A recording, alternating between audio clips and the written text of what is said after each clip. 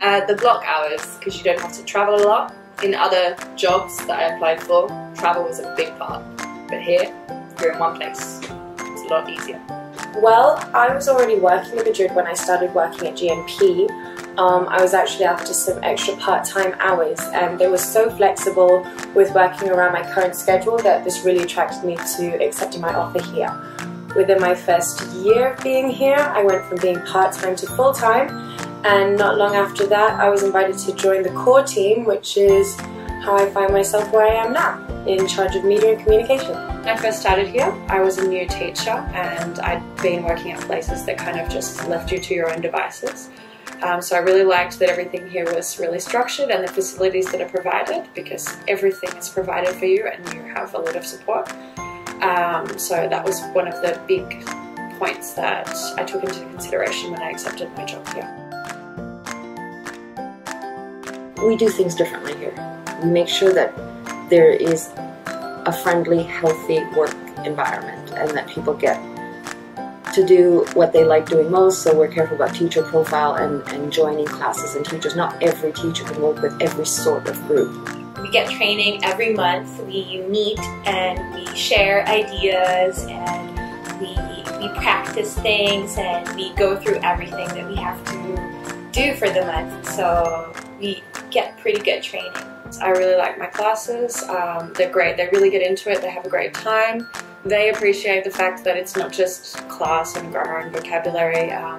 When we have cultural activities, they love to get involved. They really enjoy it when we immerse them and we teach them things about the Anglo-American Australian culture. So I guess the best thing for me is definitely my students. It's a very small group of people, so you get along with the teachers. And if you have any problems, it's very easy to just ask and find a solution. For me, I guess the best thing about working here is that even though it's challenging, it's rewarding. So you're always growing and learning from your experiences here, and that's really great. We work with people. Teachers work with children, and the school works with teachers who are people, and I think that sometimes schools forget that, and they're looking at teachers to fill in slots of classes. That's not the way we do things here, and I'm proud of that. Since I teach children from the ages range from 5 to 12, 13, when all of a sudden they say, Elena, can you please cover an H or I or one of the higher levels, adolescent levels, I really shake. I get really nervous because I'm not used to those higher levels. But at the end, the classes are planned out, everything's handed to me organized, so I end up having a smooth, fantastic class. For me, it would be getting used to all the cultural activities, the extra things that you're expected to do, which is part of the job. And when you first start, I think this is difficult to appreciate and to understand. But once you get into the spirit of it, it becomes much easier.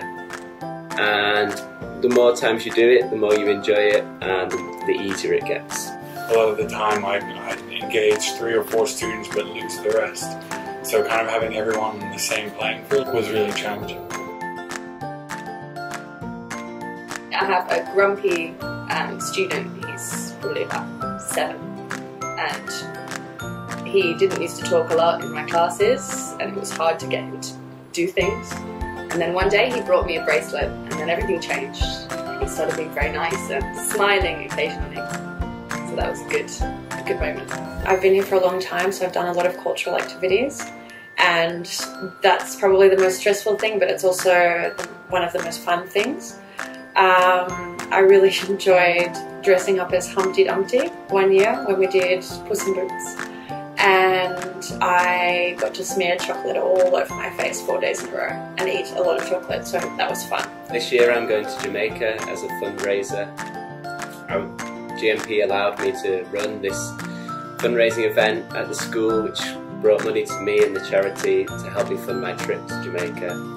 And for me, my best memory is that everyone joined in to help me. I was very grateful for this, and yeah, it's been brilliant. Everywhere you work, problems always arise, whether it be with one of your classes, one of your students, a problem in your personal situation.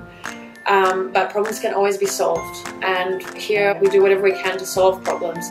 When in doubt, ask. I think that that's the best advice I can give anybody. I mean, you're in a new job anywhere. When in doubt, ask. And here, there's always somebody to answer your question. February is, I think, the busiest month. When you have reports and exams and marking and PEP, lots of different things. Don't do what I did, which is leave everything to the last minute. Okay, better to do some of it, like the reports, for example, earlier, and then you won't be so overwhelmed. Be prepared and be organized at all times, and everything will go smoothly. Learn from others. Everybody has their own ways of doing things and their own ideas, and you can learn a lot from them. It's a small working environment, so everyone kind of pulls their weight, so be open to whatever and tackle it as best you can. Maria Jose, the founder of GNP, has said from the start that a good teacher is a good performer. And you have to be able to engage, involve students. Prepare yourself. It's not an easy job. It's not something where it's straightforward. You just come in and you teach and then you go home. It's something you have to commit to. Often you might have to do a bit of extra hours and you help other people, but in return you get lots of good experience. You get excellent help from people along the way, and with the teaching quality, the materials provided and the help you're given, I don't think you'll find a better job than this. So my advice would be to just work hard, help others, and if you have any problems, just ask questions. Thank you.